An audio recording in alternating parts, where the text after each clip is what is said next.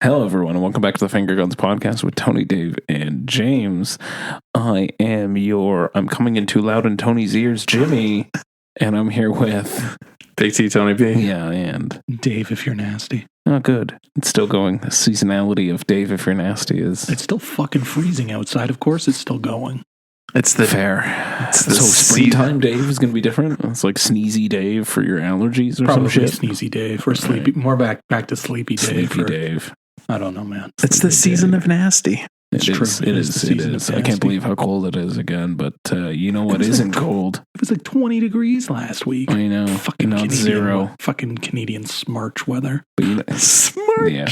You know what isn't cold? You know what's heating up? What? Marvel Studios Avengers Doomsday. But Heating up. You saw those like slideshow posts that were all over Instagram, making fucking poor Sir Patrick Stewart make an Instagram post today.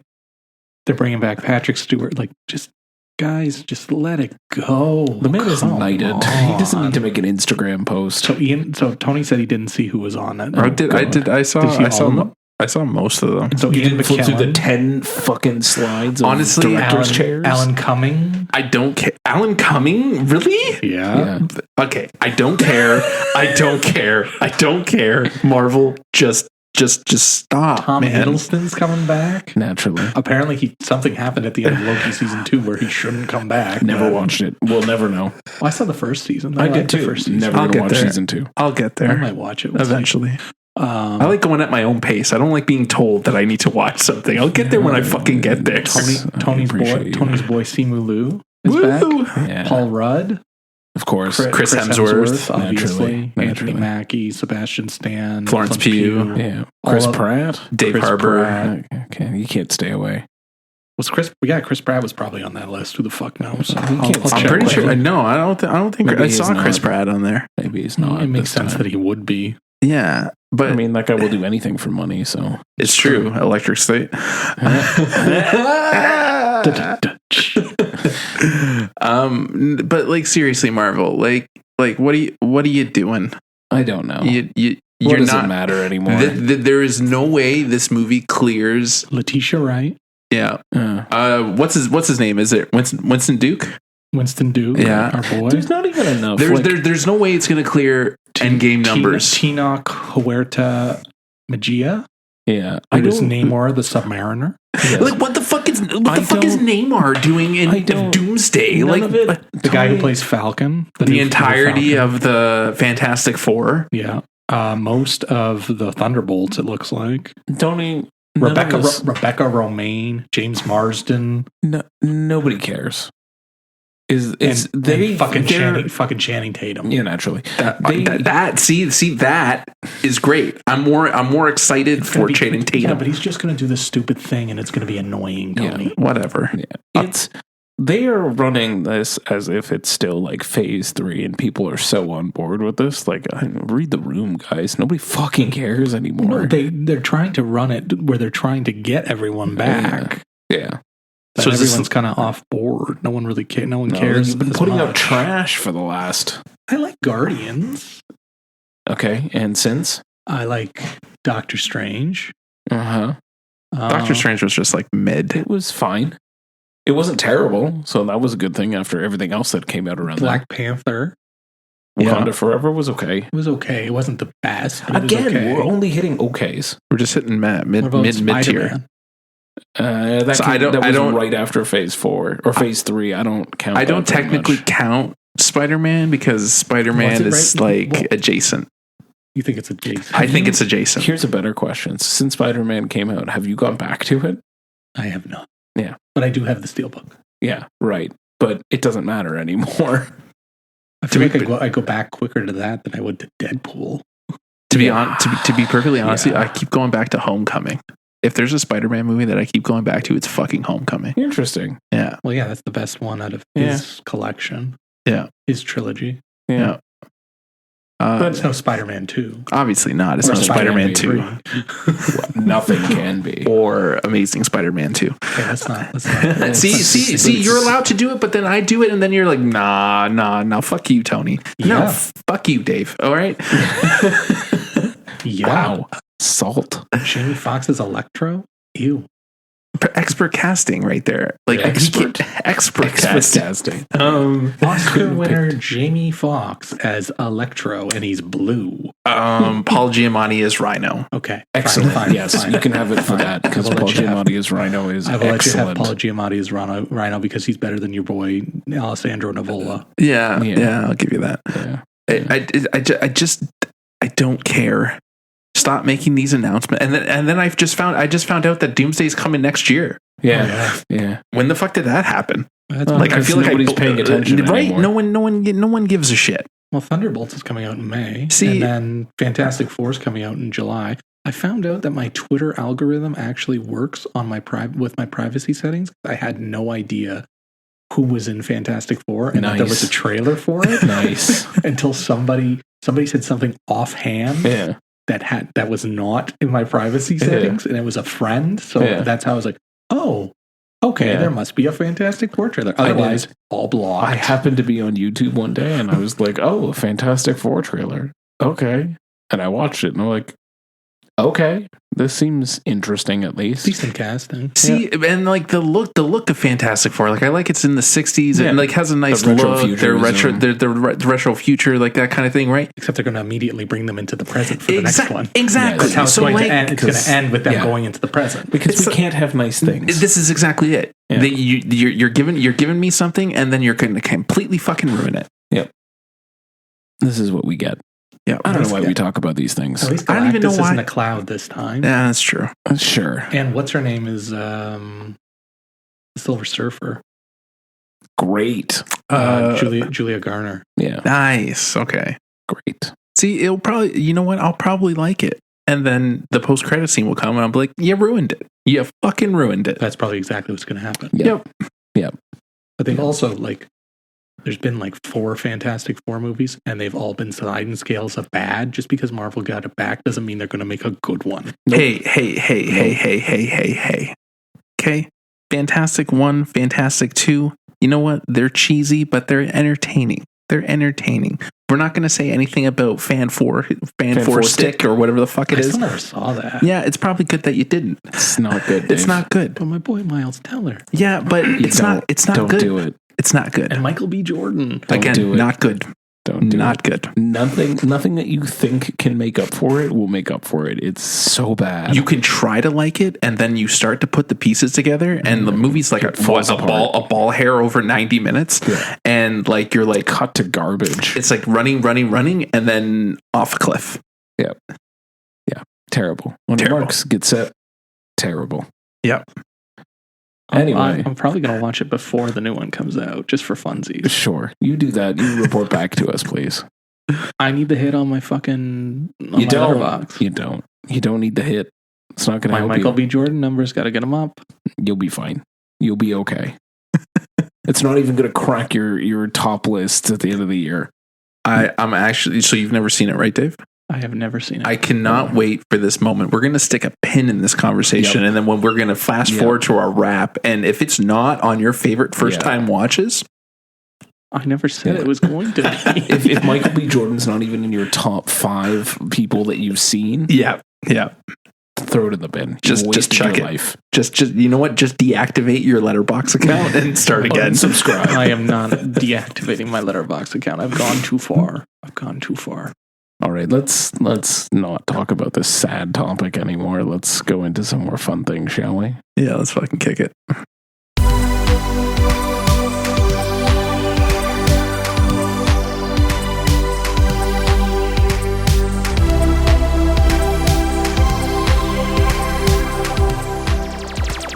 So we have. Before you do, Oh my god! I just want to interrupt you again. I swear to Dave God, wants if to plug. If you got one more Marvel thing to plug, No, we're off the Marvel conversation. I was just going to give a shout out Uh-huh. to the teams behind paying for it. Universal Language, Seeds, Young Werther, and Dark Match, who were all nominated for Canadian Screen Academy Awards today. Woo. Congratulations to those individuals. Go, folks. Yes. Those are all movies that you should definitely Absolutely. watch if you have the opportunity, and you should definitely take a listen to some of our interviews as well. Hell yeah. we talked to a bunch of folks from those their films, and they all made it. Yes, they're all wonderful, wonderful, talented individuals, and I love talking to each and every one of them. Yeah. And congratulations to all of them. If you want to see the whole list of nominees, you go to the academy.ca. Yes. And you can see it all there. Yes. And we've talked about many of the films that are on there. Oh, so many of them. You can dig through our episode list to find them, but they are all back there somewhere. Yes. But without further ado, Mr. Jimmy, can you have a proper intro for our non-best man worst segment that for we're doing today?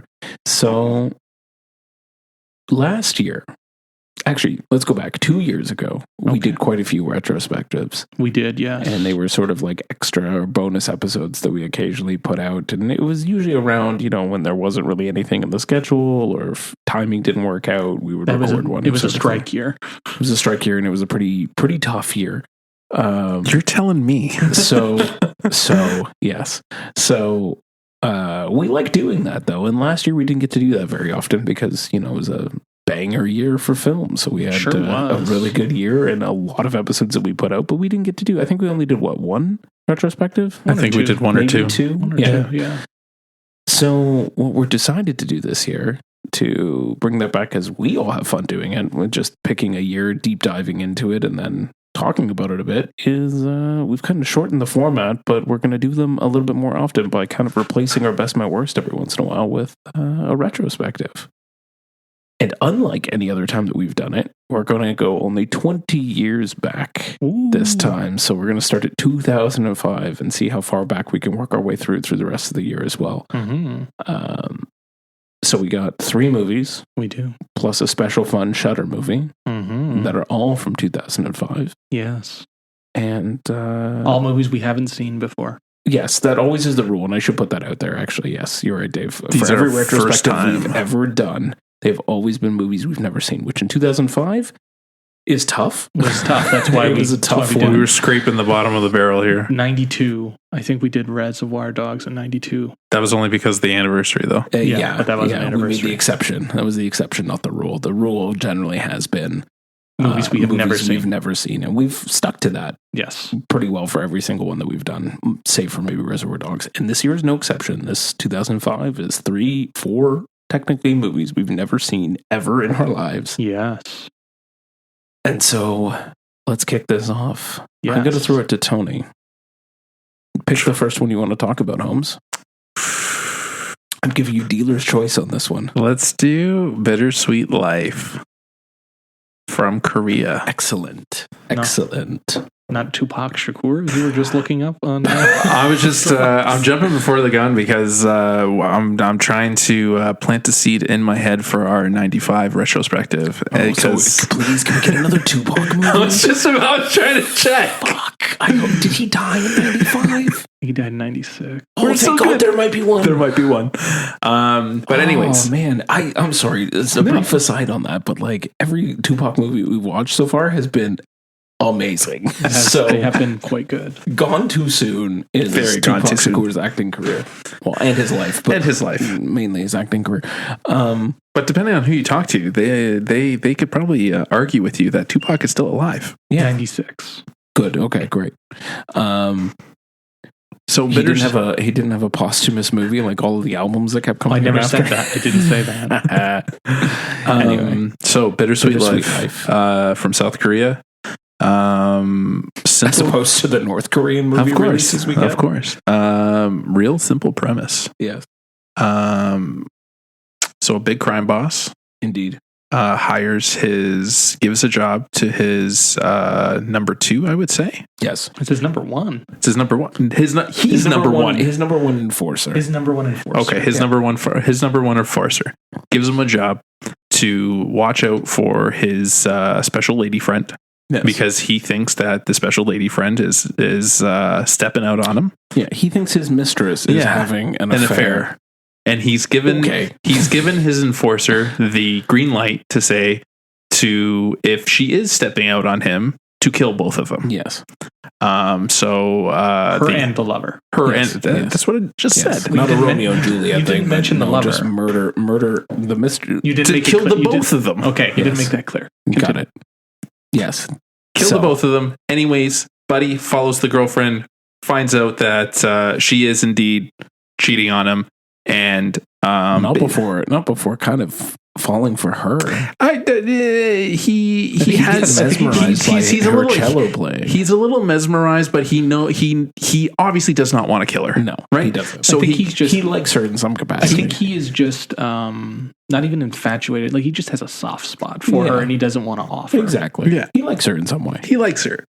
He obviously doesn't want to do it. So he gives them the ultimatum to say, get out of here. Never show your faces again. And we'll just go on our merry lives. Yeah. Obviously, crime boss finds out about it, and he gives him an opportunity to confess.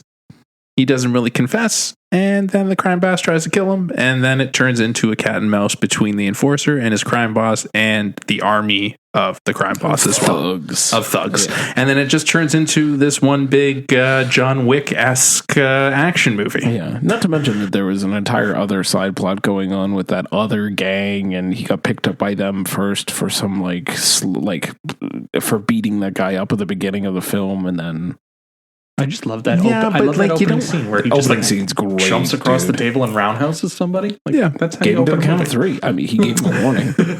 That's how you open a movie. Yeah. I just like how he closes the door, and he gets his friend to be like, "Yo, I need you for a second." Yeah. They close the door, and then it's just like, "Yep, shit's about to go down." Yeah. Yeah. But anyways, that's basically the premise of this movie. There really isn't much to it. So before Tony continues, I just want to point out it's directed by Kim Ji-woon. Yes. Who also directed I Saw the Devil, which we have talked about at multiple different instances. I don't think Tony's seen it still. Nope, I haven't seen it yet. Dude, you need to. Really do. I'll get there. Tale of Two Sisters, which I've always wanted to see. I think I've seen the remake, and The Good, the Bad, and the Weird. I've always wanted to see that as well. And The Last Stand with Arnold Schwarzenegger. Oh, I love that so much. And he's also done Age of Shadows and Cobweb as well. Those are pretty well known Korean films. Nice. Oh, nice. And then the lead actor is Lee Byung-hun, who you might know from Squid Game. But he was also in I Saw the Devil. Yes. As well as he was Storm Shadow in the G.I. Joe films. Yep. Yeah.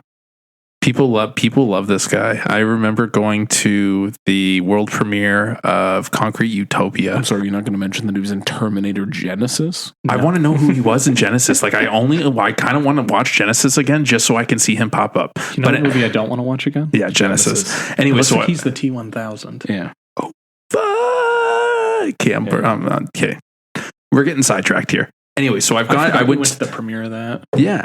So I went to the premiere of Concrete Utopia, and everyone went absolutely fucking bananas for this guy. Right. And this guy is a complete and utter badass. Yeah. And for being such a badass in this movie, he's a terrible fucking shot. Yeah, it's because Korea doesn't deal with guns very much, Tone. They're not great shots. They deal with knives and blunt force trauma. But you know what I mean? The amount of gunfights in this movie and the amount of times that no one is hitting anything. Okay, but look, between all of your Korean beef movies, between I was about to say between the Korean beef movies, between Old Boy and let's just throw this in here for funsies, or even I Saw the Devil for us. How many guns are being fired? Parasite. True. Parasite even. How many guns are being fired? Memories of Murder? None. Very few. Maybe one. How many drop kicks though? Oh, so many. Lots of drop kicks. So many. Feet and fists, buddy. Feet and fists. He's going to be a terrible shot. Of course he is. He has no practice. But at close range, he's fucking deadly. Yeah, well, yes. All terrible shots. Yeah, all of them. Yeah. It's Korea. I think they're trying to subtly tell you that guns are just terrible and you'll just be a terrible shot. So don't even bother with just them. Get lead pipes, baseball bats, knives. Yeah. And your fists. Yeah. Did you like Concrete Utopia? I did like Concrete Utopia. Did you see the sequel? I have not seen the sequel yet, but my Korean beefcake is in that sequel. In the sequel. Hell yeah. But anyways, this movie. So I've known about this movie for quite some time. When you're looking at lists of all time Korea action movies from Korea, all timers, this movie is always on the list. For sure. With good reason. With good reason. So I had high hopes going into this movie. And after watching it, I will admit I was a little let down. Yeah. Only because the movie takes so long to get off the ground. Like, the movie doesn't really kick into high gear until like maybe 40 minutes into the movie. Yeah, he kind of, Kim Ji-woon kind of refines his craft by the time you get to I Saw the Devil. This one's a little bit rougher, I think, and like some of the jump cut editing is a little bit like, okay. You can definitely see some of the blue, like I've seen some of his other movies and you can see the blueprints. Yeah. I love the fight where he's like beating people with like flaming sticks. Oh, yeah, that's dude, awesome. He takes out the cell phone battery and just plugs that guy in the face. It's excellent. Like I was like, yes. But like I said, once it gets into high gear, then there's no looking back. To Tony's point, though, it takes about an hour for that to happen. Absolutely, yeah, it's fine. It's fine. It's just it's a long movie. It is, and it's like meditative at points. It's meditative at points. It's super stylish. Like, yes, stylish beyond record. Like this guy has. He's playing with color. Swagger. Like, you got your sort of blue tinged things for like, even like the life. You got your yellow golds when he's kind of daydreaming and listening to her soft cello music. I love the rain and him fucking digging himself out of a fucking open. Oh man, when the freaking mud and they're like piling it, and I'm like, he's gonna get out, and then literally he like goes up. I was like, this man's a fucking madman. But they wanted him to go. Yeah. Of course. Except for digging a bigger hole, right? But like it has great moments. It just takes a while to get there, and then once it kicks into high gear, it doesn't stop. It's just like an adrenaline rush. I think there's like some tonal issues too that I think could have been kind of refined a little. Like the second half's a lot funnier with the action, and the first half is much more like James said, meditative. I think it needed to kind of balance itself out a bit. I enjoyed it. I didn't love it, but I enjoyed it, and I thought he was very good in it. Oh, he's easily the best part of the movie. He does such a great job in this. You know, it makes sense that he's the T-1000 10 years later, because like you can't take this fucker down. Yeah, he keeps going, and even that end, the shootout at the end, like that was pretty fucking awesome too. Yeah. But I think I like you mentioning the different color schemes. Yeah, and the different the way he's framing it and the softness. Versus the harshness of the reds in the scene Tony's talking about right now, because it's a lot harsher in those scenes versus her with the cello and him kind of just. I did. My one question is, before he gets picked up and goes through the whole mud sequence, he just kind of he's being like stalked by a bunch of dudes on the highway, and he just beats the shit out of them on the side of the highway, and then just like walks away, and like nobody stops. Everyone's like, I guess you forgot something. He takes their fucking keys. And throws it over the bridge. Yeah, and then he fucking leaves. He just leaves. But after he beats the shit out of him. But Lee Byung-hun is like the whole reason I think that most of this movie works. Is all hinged on his performance. He's so good in it. He's the heart and soul of the movie, and he completely has this movie on his shoulders, and he carries it the whole way through, man. Yeah, and he's definitely like the fucking man with no name archetype, where like you don't really know much about him, and he's a man of few words. And Exactly. I think the only other thing I want to say is, because it's 20 years old, everybody has flip phones. Sure. Yeah. And my God, I forgot how awesome flip phones are. Oh man, it's so satisfying. They're so cinematic. They're cinematic in ways that modern smartphones can't be. Yeah. They just look so much that, like, better. doing this to not call someone versus like him hovering over the button and then choosing to close the phone. It's just the opening and the closing are looking at who it is type thing. Cinematic is correct. So much more cinematic. So like Scorsese made that really awesome. And Departed, right? When he has like you hear the sound, and they do it a little bit in this film too. Not as intense though, but like they still do it, and it's still very cinematic. To Dave's point, when they're opening the phone, because it's like there's so much more emotion when you're opening the flip phone. Yeah, and because it doesn't matter what brand the phone is. Like, no one gives a shit about it. But like again, a modern film, like you would see the Apple logo on the back of the phone, right? When Apple already has their own rules about who can use it and who can't in a film. Exactly. And even when you're seeing messages come through, you know if you see the black background, it's an Android, right? Like Whereas here, it didn't really matter what the fuck phone it was. Like they weren't focusing on the labels or anything. Exactly. It was just like his phone was a black phone and the other one was a gray phone. Well, even the cars in this didn't matter. There's black car, silver car. Like they're not so brand focused. Was that red? Wasn't it like a puke orange one? Was Buddy's car? Oh yeah. Mistress's guy. Yeah. It was in that orange fucking little. Who also gets car. the shit beaten out of him. He does. A lot of people get the fucking shit deserved beaten it. out of them in this movie. Yeah, some deservedly, some less so, but a lot of shit gets kicked. Yeah. But I've had this movie on my list too because it's Second Sight dropped a 4K of it last year, and I've definitely had it on my wish list for a bit, and I still might pick it up because it's quite good. I like the second half a lot. Yeah, there was the one more scene that I wanted to point out. It's the scene. It's a scene when he's buying the gun, and they're like teaching him how to disassemble the gun, and then he's disassembling it, and they're seeing how fast they can do it. And I was just like, I wonder if this is going to come into play. And then all of a sudden, and plus he's trying not to give away his identity, right? And he's still trying to play stupid. And I was just like, I wonder if this is going to come. And then all of a sudden, it's like that flip to be like, oh shit, he's not who he says he's. And then they're frantically trying to put the gun back together. And then he fucking shoots. And of course they can't fucking hit each other. And then that scene was really intense too. And coming out and then dragging the bodies back, and the cleaner comes by and he's like trying to cover it up so no one sees. Yeah. Again, that scene's funny. Yeah. And it's probably the funniest scene in the movie. Of course. But the rest of the movie around it is not nearly as funny as that scene. I also think it doesn't it's just us not understanding the culture, because a lot of Korean movies are like that, where they have these cheeky moments inside real hard thrillers kind of thing, right? Possibly. I don't think it takes away too much from the film, though. No, it doesn't. I wouldn't say either, but I just think it is kind of jarring. There should be a little more the tonal structure is a little bit more of a balance. A little more balanced. Yeah. Plus, again, phone. They have a cordless phone. Yeah. Right? Yeah. Which you can actually hang up. Yes. Right?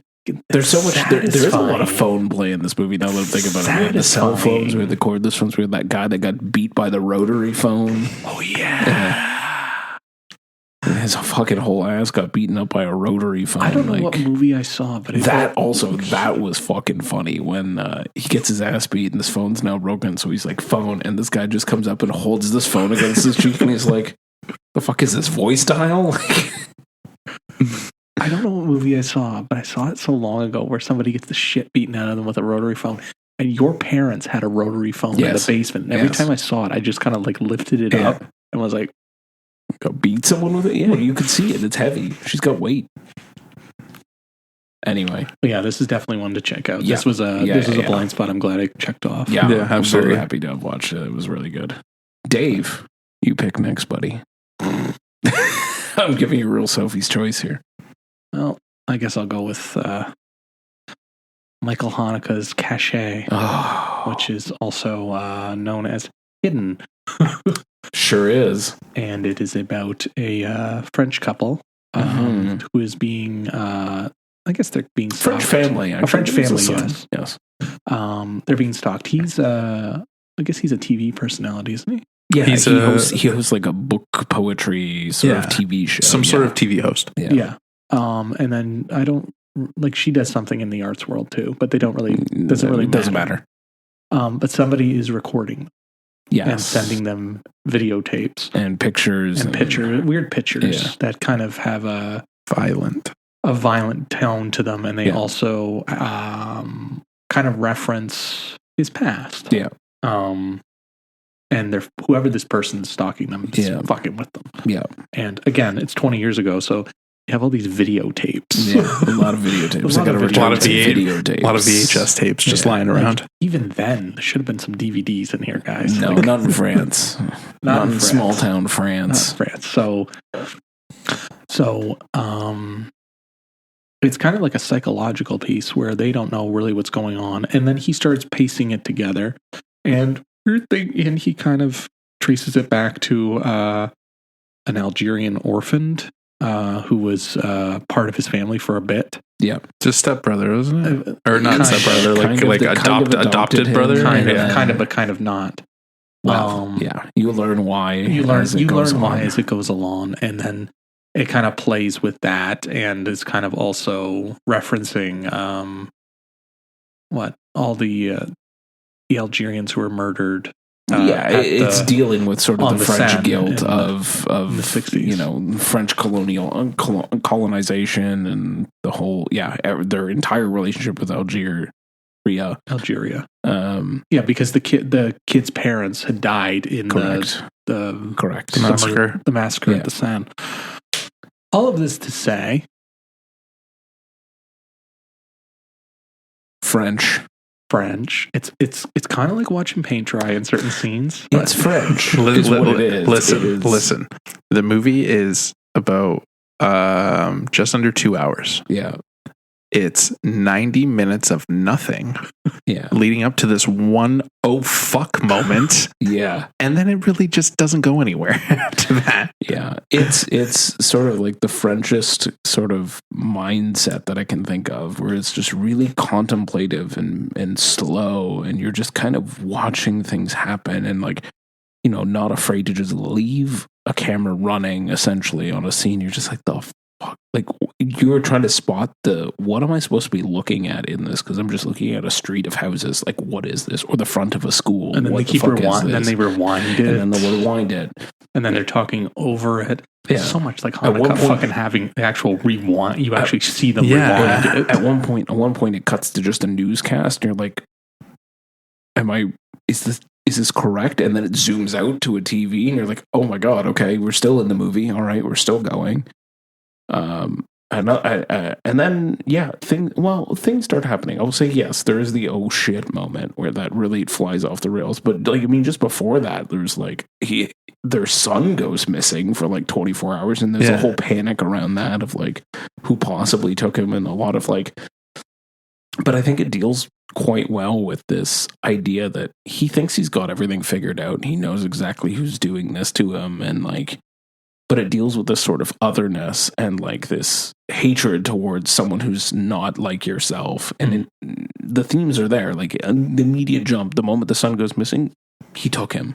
And we got to go to his house. He's doing all of this. And it's like, he's never given that benefit of the doubt. Like it just has to be this Algerian man who I once knew, who's doing all of this, and who definitely took my child, even though he has a full son of his own and everything else.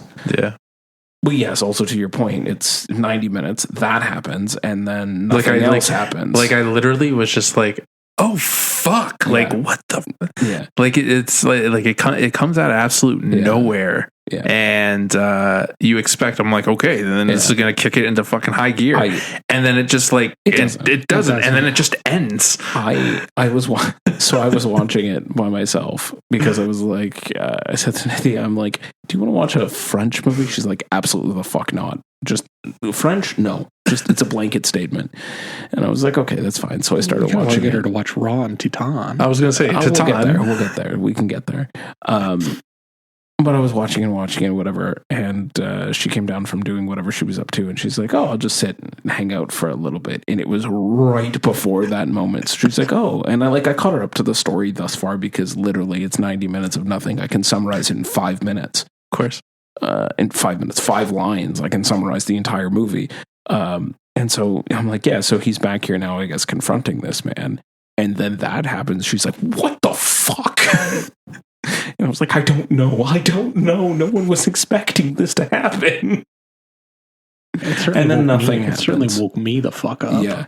And the thing about this movie is there's a lot of long pauses and a lot of contemplation. Yeah. Because there's these like heavy dialogue moments, and then there's silence. Yeah. And then it's just like he says a couple more words, and then more silence, and then more pondering, and then more looking out and blank stares, and then looking out into the window, and then looking at this and looking at that. It's very much a contemplative artsy French film. Yeah. And I really feel, I keep cutting James off because James wants to say something, but I really feel like we should have known what we were getting into when we saw that it was directed by Michael Haneke. Yeah. So I don't think I've ever seen any of his movies. You never seen Funny Games? No. Ooh, I've seen Funny Games. Okay, that's what everyone fucking says. Oh man, you should watch Funny Games. Okay, the original or the remake? The same movie. The same movie. The same movie. They are literally the same movie, but he did them both. Yeah, That's I know what's he did. fucked up about it.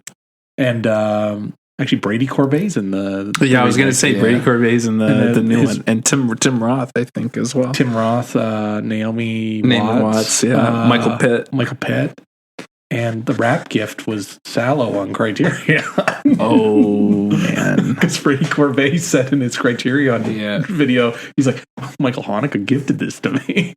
Which is wild shit. And Amour is very good. Yeah, I hear it is. The ending, not so much. But the rest of the movie, I remember being quite okay, compelling. so obviously this guy can't close out a movie then. Yeah.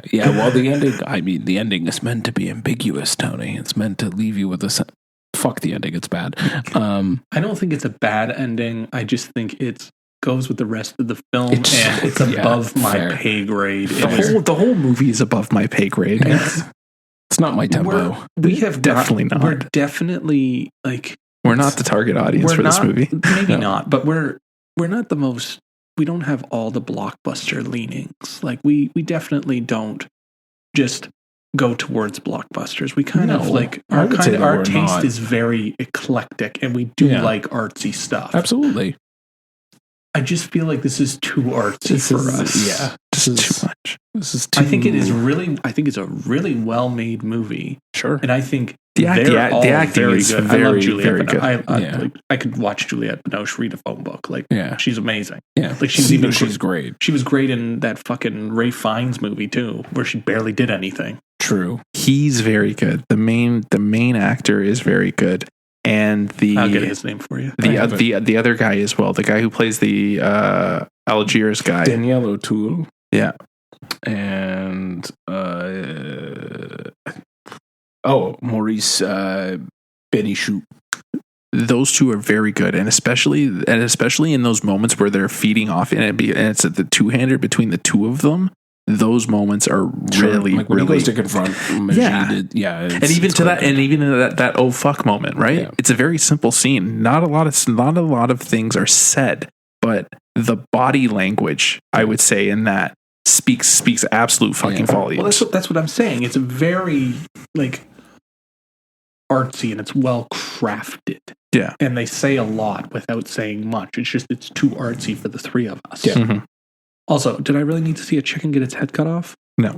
I don't know. Rooster. Sorry, a rooster. Did I really need to see that? I don't know. Big fucking axe. You absolutely did. I don't know if I need to see it. Well, you need to understand the context of what got that. I know, but it could have been a fake fucking rooster, James, not a real fucking rooster. Yeah, PETA did not approve this film. I bet not. Also, whoever they got to play the kid version of him, amazing, because he looks just like him. He said nothing either. It was just, but so good. It was good. Yeah. So, I would say it's proceed with caution. Proceed with caution, because it's not a bad film by any stretch. It's just not my tempo. No. Yeah. Mr. James. You're going to let me lead this one off. I am. Finish this one off. This was your pick? I actually, that was the reason I picked Haneke, was because it was my pick. Yeah, I apologize. Fair enough. But yeah, James, tell us about your pick.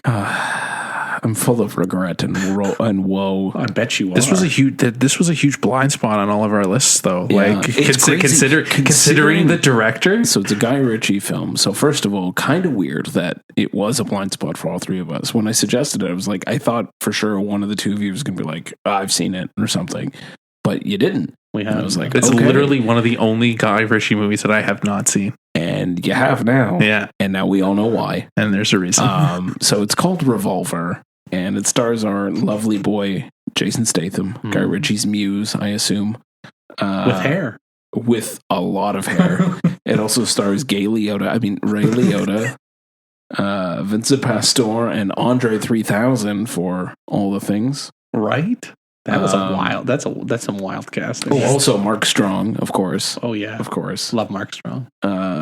and a whole bunch of nobodies of everybody else. It's all good. A lot of zany characters that you would expect to see in a Guy Ritchie movie. Yeah. A lot of Guy Ritchie types. Yeah. So to set the scene here, we have a what do we want to call him? A professional gambler, heist man? I would say gambler. Gambler who takes a little bit too much and is given a disease that will end his life. I don't even think he's not given the disease. He just I guess he has the disease. Yeah.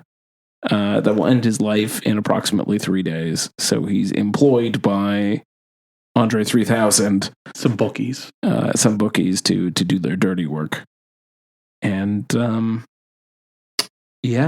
and then leads to the most convoluted plot known to man. Yeah, it's so convoluted. It's so ridiculous. What is happening? It's very like a lot of religious allegories, and just it's him trying to fit square pegs into circles. Yeah. Constantly. And like you got so this movie's coming out after his complete flop of a movie, Swept Away. He did a movie with Madonna. Then that was during his Madonna phase. Then I was in his Madonna phase, and then he followed, and then I guess that one completely flopped. And then he was just like, I'm going to go back to basics and make a Lock, Stock, Snatch-esque kind of movie. But with the religion, but with more of the Buddhist religion, religious elements to it. Yeah. And it just doesn't fucking work. No. It's a fucking mess is what it is. It's terrible. I do need to point this out. Yeah. The version that the three of us saw was the original UK version. Right. Okay. So this one actually world premiered at TIFF. Of course it were. And then I believe this was in 2005, and then I believe a few years later it got released in the States and it got recut. Okay. Like as a director's cut. It got recut so that it makes a little more sense. Great. I was gonna say, does that cut make sense? Apparently, just a little bit, but apparently just a ball hair. Apparently, it's just like like he cuts some of the stuff out and then he reframes some of it. Okay. Like the ending is totally different, or like it ends. Do you remember there's a bit where like Ray Liotta is pointing a gun at him in an elevator? Fear me. I think that's the end. Okay. Or something closer to the end. I read the differences. There's some major differences, and then some people who die in this don't die in the other one. Nice. All of this to say, since we watched this one, it's a fucking mess. It's a fucking mess. Awful. And this is probably the reason we never saw it. It's so bad. Like the there's so quote unquote steady cam is brutal at points in this. Like there's all this narration that's garbage, and the editing, the jumping back and forth editing is terrible. The twists on twists are fucking terrible. Useless. Seeing Ray Liotta's junk is fucking weird. Terrible. I did like Vincent Pastore. Don't even get me started on Big Puss. Nothing. Like he's doing absolutely nothing. I don't even know is he an actor? I'm not sure. I love that we just call him Big Puss. I'm just watching them. I was like, what the fuck is Big Pussy doing here? I love Ray Liotta's tanning room though. That blue light room. That's great. Like that's ridiculous. And it's got a lot of Guy Ritchie-isms in it, course. As one would expect. And is there a Guy Ritchie film without Guy Ritchie? I feel like even Aladdin has Guy Ritchie-isms. There's definitely a little bit of a sprinkle of Ritchie in there. Yeah. There's good. I would say there's some things that are good about it. I really liked Andre 3000, to be honest with you. I liked he played a very cheeky character, a very Guy Ritchie-esque character. He understood the assignment. Ray Liotta, he's innocent in all of this. I would say that he was worthwhile. Jason Statham, I don't really know what he's doing. I don't think he knows. I don't even think he knows what he's doing. Big Puss, like I don't even know. He's like barely acting. Like, barely, and like I don't even. What's Mark Strong? I was literally about to say Mark Strong feels like he's in a completely different fucking movie. Just like he never misses. What do you mean? I thought you would never miss. all of it was so. And that's just there's so much weirdness to it, and just it seems very strange. It seems like he's going for something deeper, but he doesn't have it in him to make it. Yeah. And But even some of the rooms that this thing is shot in look like a stage. Yeah. Like it looks like a set, and you're just like, it's like, you're not even trying. Like it. Nah. Yeah, like he might be trying to go for what is it called? Dogme 95? Is that what it's called? Dogme 95, yeah. Like he might be going for that, but like it's so strange and otherworldly, and like we never saw it, and I feel like this is exactly why we never watched this, because it's fucking bad. Yeah. And like nobody knows what's going on here. He's going for when I think of a Guy Ritchie movie, I don't think of depth. No, I think of style. That's why I'm here. Yeah. Style over substance, I think of man. style over substance, and I think of some clever, a lot of cleverness to it. The reason you go back to Lock, Stock, the reason you go back to Snatch is not for. I haven't seen Lock, Stock in forever. But those movies were clever. The twists, the misdirection, like and the editing, it's slick. It's witty. Like it's fast. The dialogue is sharp. It's on fire. Like it's moving back and forth. Everything is great in it. It also works, but you're again. But they're not going for depth. But this also might be the fact that he's basically doing a riff on Tarantino. Sure. Right? Sure. And this is not a riff on Tarantino, and it's fucking travesty. Yeah. There's a reason why he doesn't make movies like this anymore. Thankfully, he doesn't make movies like this anymore, because like awful. Yeah. Like if I'm right, Rock and Roller came out right afterwards, right? Which Rock and Roller would have been 2008. 2008, right? So that would have been right after this. So, and then it was more of a return to form, because that is much more in vein of Snatch and Lock, Stock than Swept Away and whatever this piece of shit was called. Yeah. Revolver. And then after Rock and Roller, he completely disappears for 7-8 years. And then he does Man from U.N.C.L.E. and now he's doing 2 movies a year. Exactly. That was Man. No, because he did Sherlock in between there. Oh yeah, he did do Sherlock. Yeah, I don't know why the fuck Tony's. Oh, because I'm looking at his writing credits. Sherlock's in between there. Tony made a whoopsie. I made a whoopsie. But yeah, so he did. So then he jumps. You know what? After Rock and Roller, he stops writing, and then somebody else writes for him, and then he starts directing again. And then he just does directing. And then you got the 1-2 punch of Sherlock, and then he finds his groove again. And then do you think King Arthur is really finding a groove? You know what? We forgive him for King Arthur. Do we? I do. Because, like, I love my boy Charlie Hunnam, but fuck, Tony, I get it. I get it. I will never forget. I was watching it with Alyssa, and then she left for a bit. Have you seen King Arthur? Yes, I have. Okay. So you know how the end is like it kind of looks like a video game? Yeah. Alyssa came in and she's like, I didn't know the movie ended. Did you stop? Like, how did it end? Why did you stop? You're playing your game now. I'm like, I'm not playing my game. I'm not. This is still King Arthur. We are still watching the movie. And she was like, okay. But I feel like he was experimenting with King Arthur. Sure.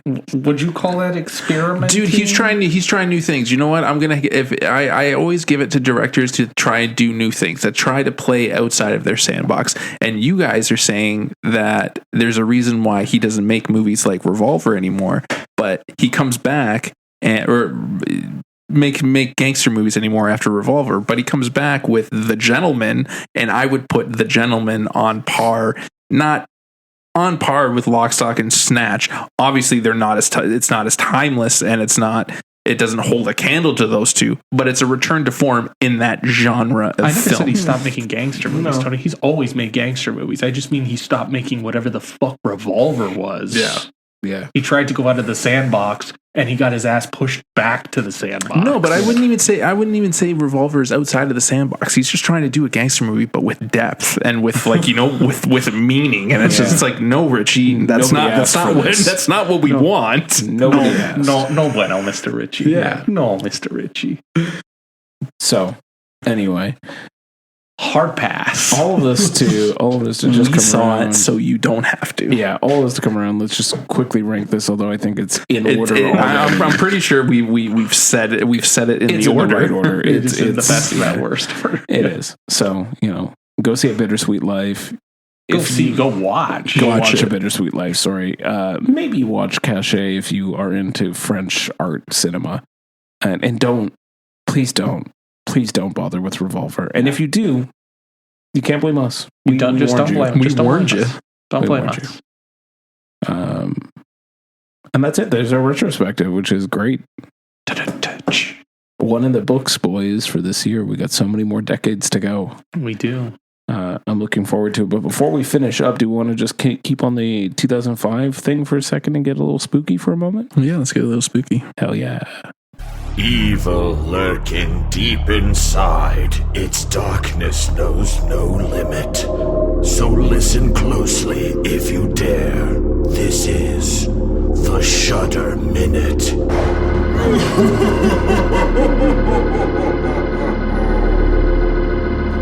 So, Tony, what do you got for me, buddy?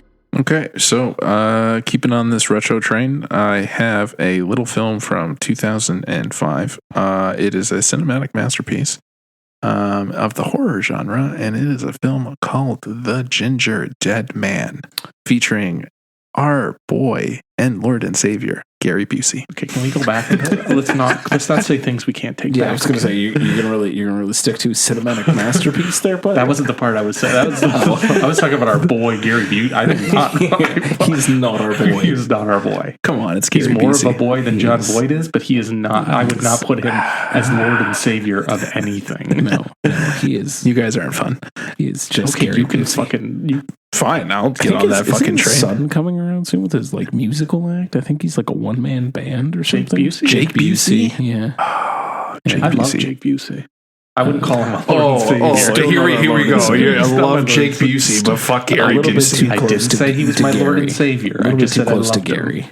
Anyways, Gingerdead Man. Gingerdead Man. Paint me a picture. Yeah, paint me the picture of the Gingerdead Man. all right. Well, simple premise: serial killer kills people.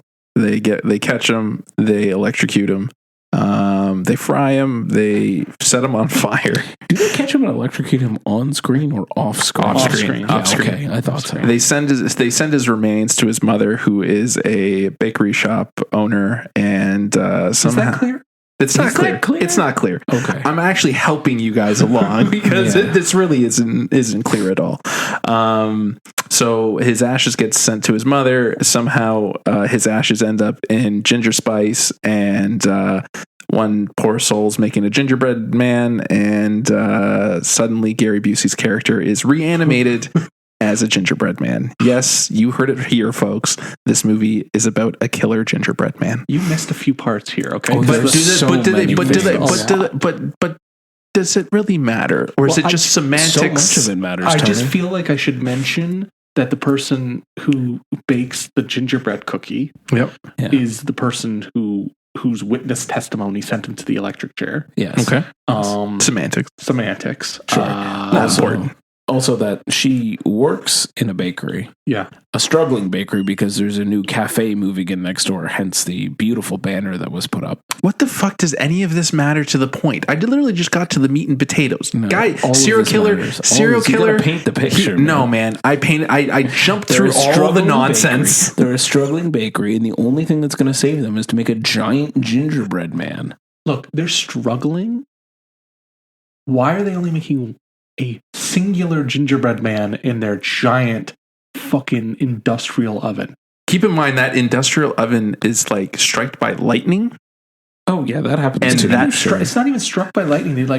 It's like two girls having a cat fight, and they hit the electric box by accident. It's also after Buddy bleeds into the dough. Yep. Yeah. So But he's the son of a brawler or something. He's a wrestler or something. He's a wrestler. yeah, But yeah, he's a luchador. He cuts a box in a way that I don't think people cut boxes.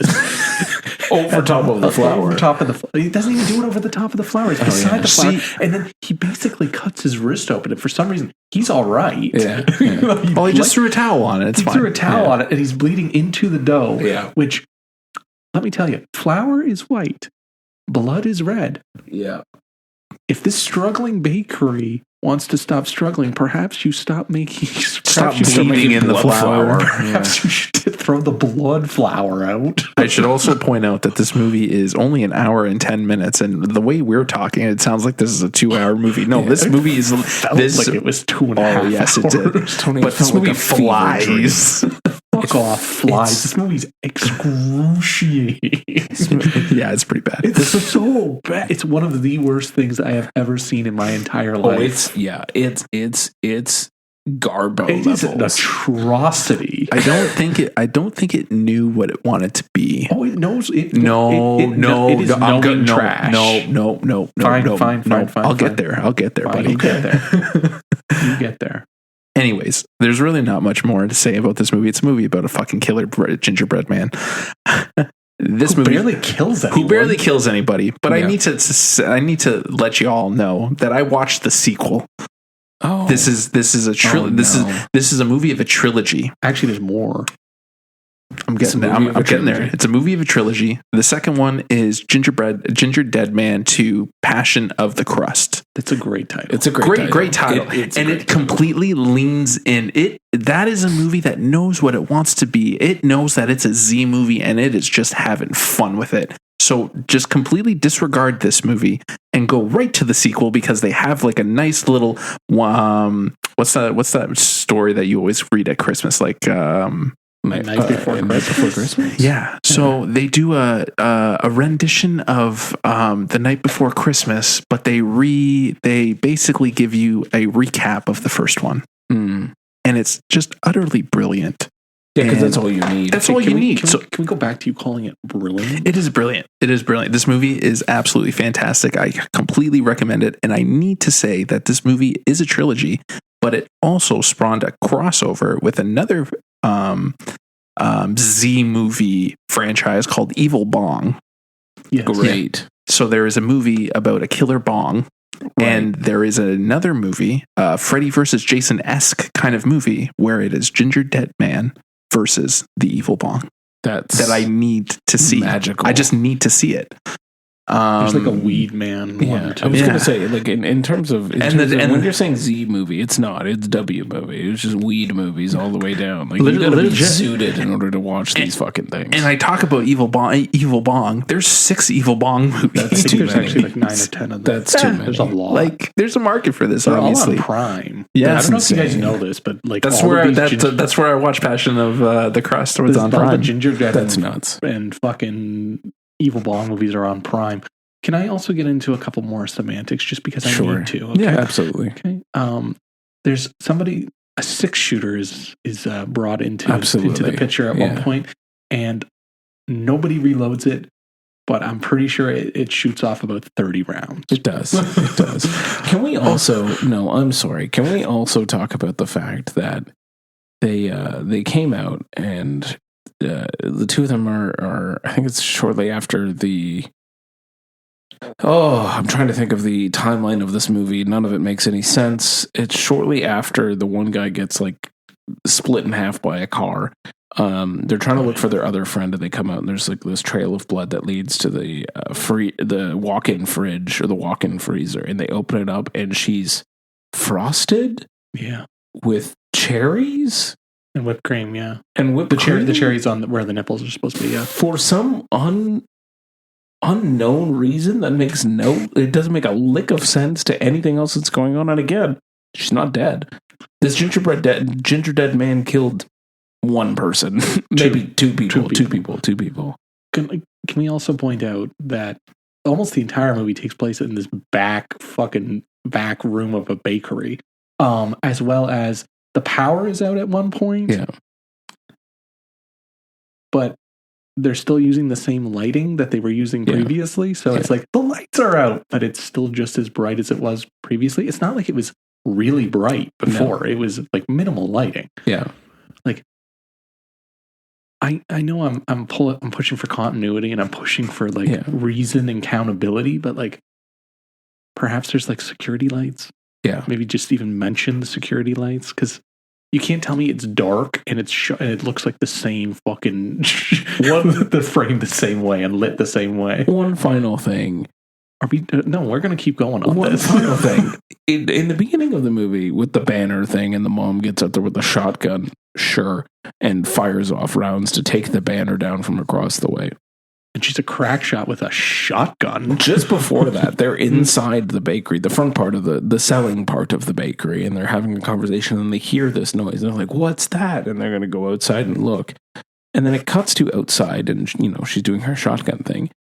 And then these two come in from off camera on the right while the bakery's behind her. I'm like, where did you come from? Did you come from a different bakery? And I was like, are you actually out on the street and you didn't have the rights to shoot inside that thing? So you had to do whatever the fuck this is?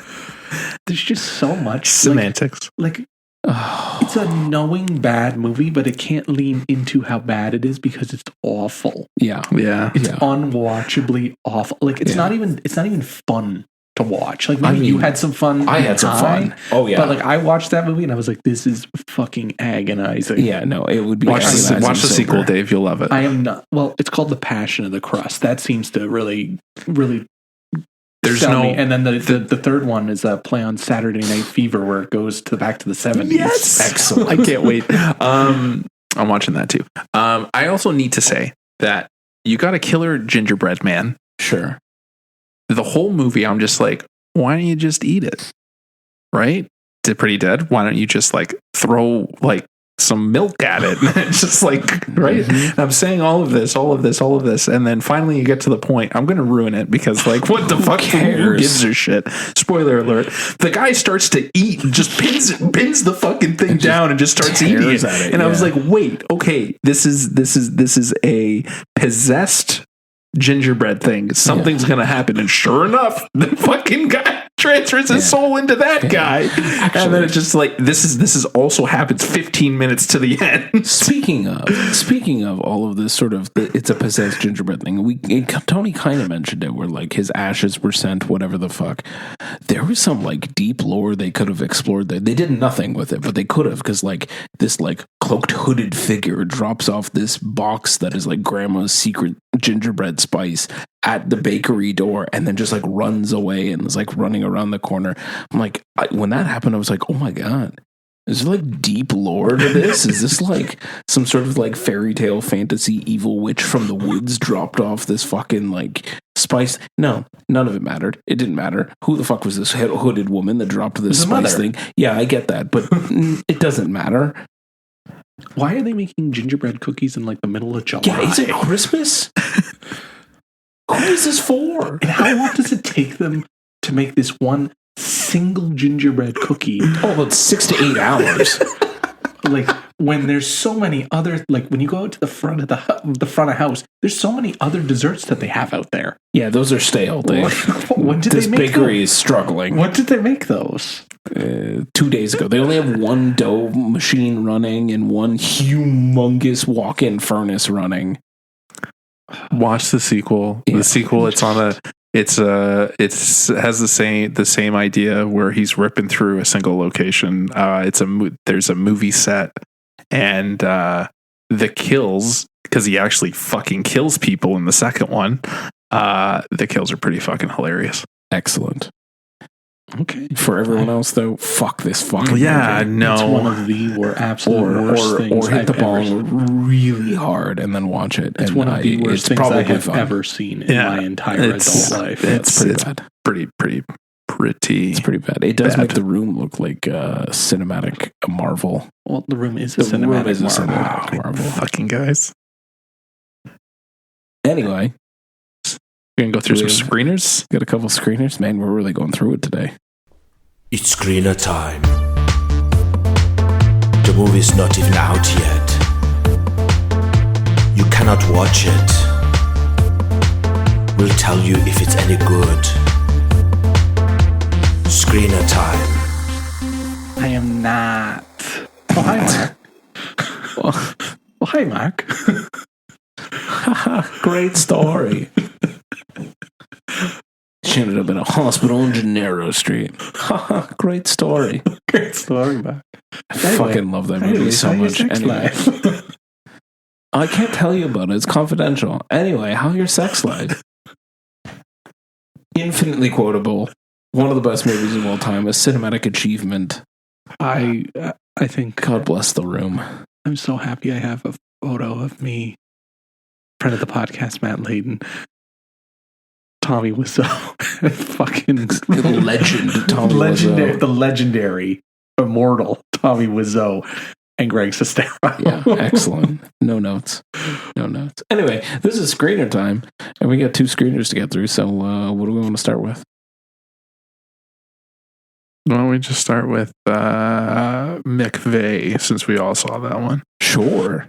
So, McVeigh is a film about the Oklahoma City bomber, Timothy McVeigh, and the days leading up to him committing the ultimate act. Days, weeks, months, we're not sure, but The time is It's very minimal time. Very minimal. It's got to be within a few weeks of it. Yeah, because it's not because he did it in April. Yeah, and it's not Christmas. Sure. And so his buddy is on death row. Yeah, and he's going to be executed in and around the time of the Oklahoma City bombing. Is it his buddy or was that his? I thought it was his dad. No, it's his buddy. It's his friend. We're talking about Tracy Letts, right? Tracy Letts, yeah. It's his buddy. Okay. Yeah, that's it. That's it. Cool. That's pretty much. And if you're hoping to see a recreation of the bombing, nope, that we're not going to get that. I didn't think we were. You're not going to get that. You're just going to get. I think it's kind of one of those movies where you're kind of trying to make sense of who this monster is, but it doesn't do a good enough job kind of telling you who they are, and it doesn't do a good enough job of kind of setting the scene either. Yeah. And there's these kind of useless side characters who may or may not be real that don't really matter. Don't matter at all. But I will who the fuck cares about Ashley Benson? Like who the fuck cares about her? Why is she here? I don't need to know that fucking Timmy McVeigh got pussy. Like I don't care. I gotta put it a more general. Well, go ahead, Tony. No, I was just gonna say if we're talking about side characters, I will say the only side character that does make a little bit of an impact is our boy Anthony. What's his last name? Guy who plays Noho Hank. Yeah. Anthony Kidding. Honestly, out of all those fucking side characters, yes, Tracy Letts has some good moments. Kerrigan. But Anthony Kerrigan, I would say he makes a little bit of an impact, but everyone else kind of falls a little bit flat. This whole movie feels like it's building towards something, and it just builds up to a big. Because that's how I felt. Because I was like, where are we going with this? Where is this going? Like I didn't think we were going to see him set up the bombs, and it's clearly too low budge to show him set off the bombs. But I wanted a little bit more catharsis at the end, and not just like a thud. But there is no catharsis. That's the problem. So I'm going to put out a blanket statement. I don't like movies like this. I don't like movies that try to make sense out of a terrorist. I don't like movies that try to humanize a terrorist in any way, shape, or form. And this movie tries to do it by being like, oh, well, like you can see how his life was, and you can see why he probably but you can barely see why. No, you can barely see anything. I'll get to that. I'm saying films like this that try to do this. This movie doesn't do that. It's too shallow. It doesn't explore anything that it needs to explore. It's surface level. And by doing so, I think it comes off as it's trying to make this person a human being instead of a monster. Just by the way it comes off, because it's not doing enough to do anything else, really. And then it ends the way that it ends, because of course it's going to end that way. But generally speaking, I can't fucking stand that. Fuck this guy. He doesn't deserve a story. He does not deserve understanding at this point. You don't need a film like this. But I don't think you even understand him in this. I don't know whatever is. goal they set out to achieve didn't happen. But you don't even need to make a movie like that. That's what I mean when I say surface level, because everything is surface level. There's no like deeper meaning. There's no like deep dive. Everything is just like these chain of events just leading up to the moment. Yeah. Right? And it's very enigmatic. He keeps making all these fucking phone calls that are just like muted. Literally, it's just like Yeah. phone call And everything change scene, drive here. everything's so fucking vague. Like they don't matters. They don't do enough. Yeah. You say all these things, but I do think Alfie Allen's very good in it. I think he's great. Yeah. I think this is very much like I can't think of a movie where he really is a standout, but he stands out here. Like Jojo Rabbit. he's a supporting character in that. Yeah, but he stands out. Barely. Sure. Anyways, he's a good lead here. Yeah. He's compelling enough. Enough Enough to keep your attention. He's enough to keep your attention. Yeah. But yes, to your point, do we need this movie? No. Does it give any sort of insight at all? No. Is it shot well? Fine. It's fine. It's fine. It's shot serviceably well. it's very like I don't know what they're going for here. What is the point? What is the point? Yeah. What are we getting at? Well, yeah, exactly. By the end of it, I finished watching. I'm like, I don't know what you were going. Yeah, for. and I don't like the end. I hated the the ending. It's awful. Hated the ending. Like I thought he was good. I really liked him as a character. Yeah. As a character, I thought he did very. I didn't think you meant you liked Timothy McVeigh. No. Like as a character, as an actor playing a character, he does very well, and everyone around him. He's fine. They're not as compelling, and they don't really serve much of a point, and it doesn't really go anywhere. And you don't really know who he. At the end of the movie, I didn't really get a deeper understanding of who this guy was. I was just like, okay, cool. Yeah, they're almost like plot devices just to get him from point A to point B.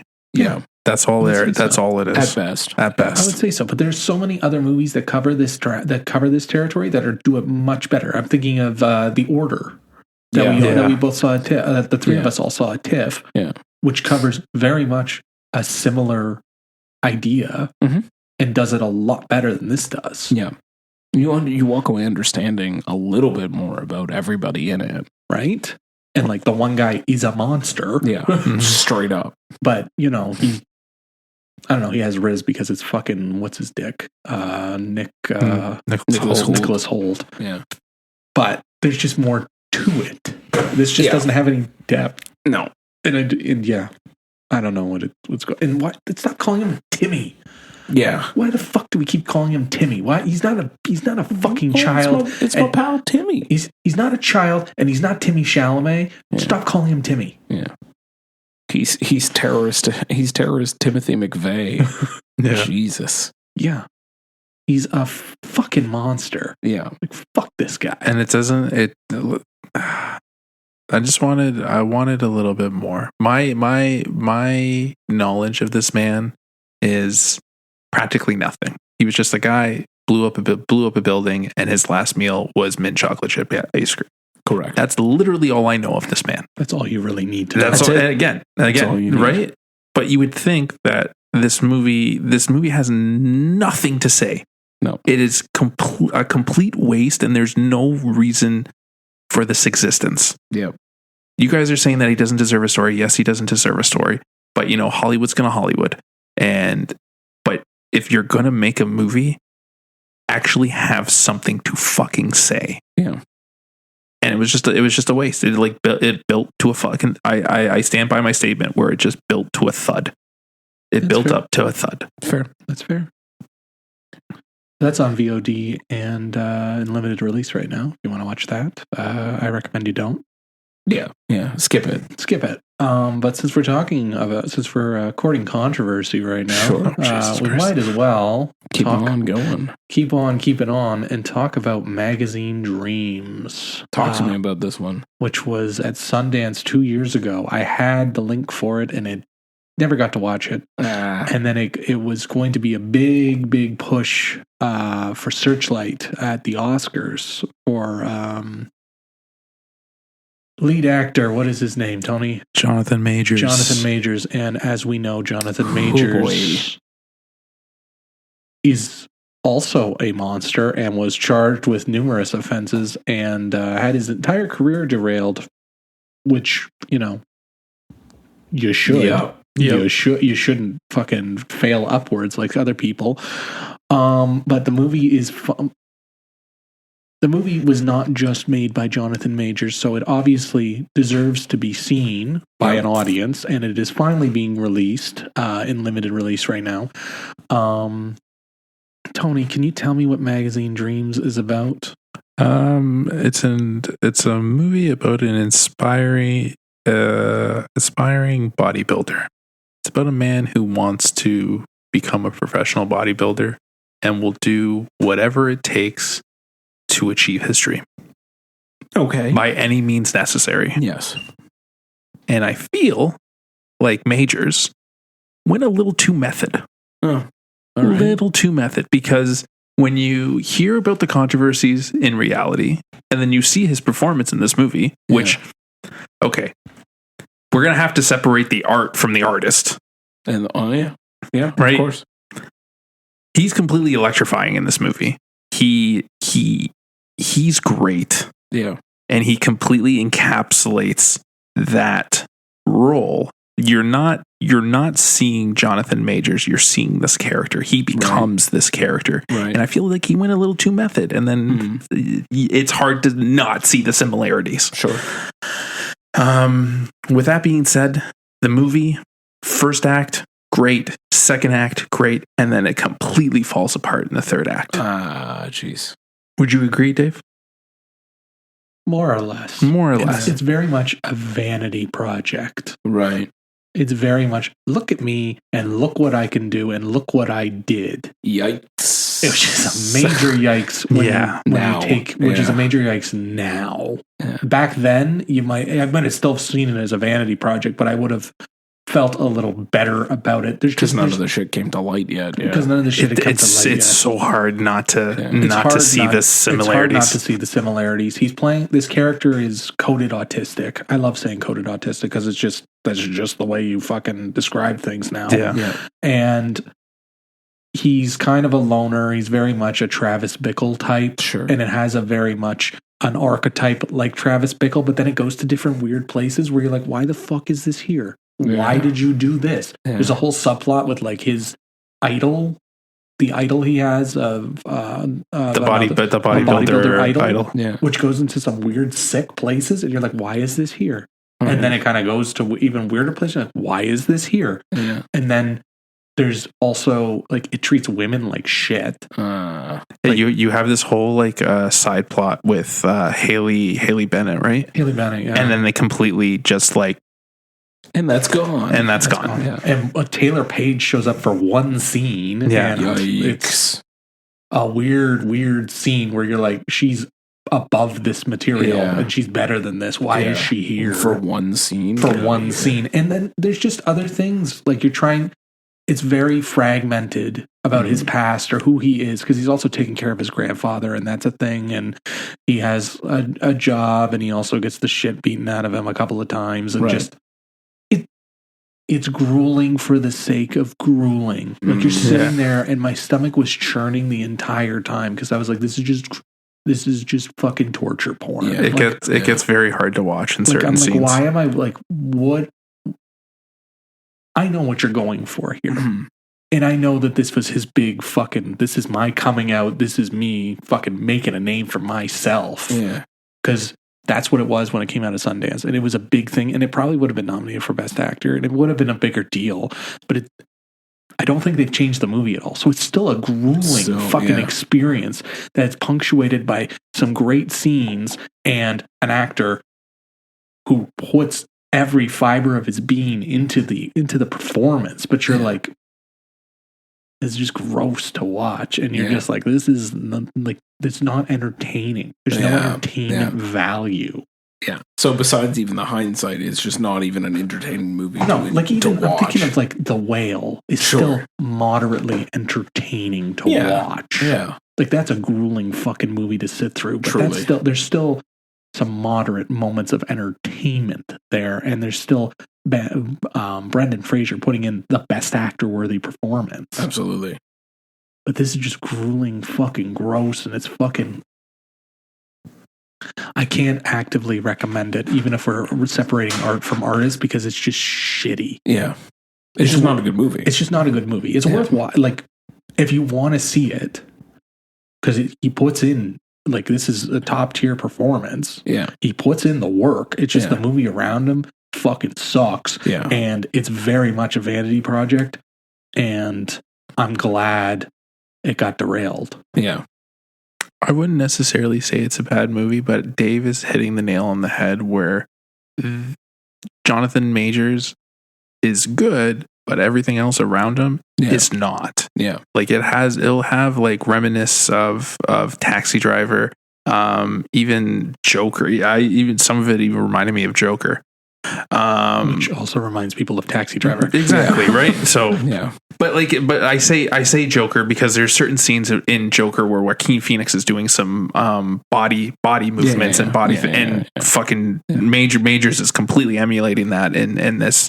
But I will say we keep talking about the story and the actors and everything. Technically speaking, the editing, the cinematography, the way they play with lighting in this.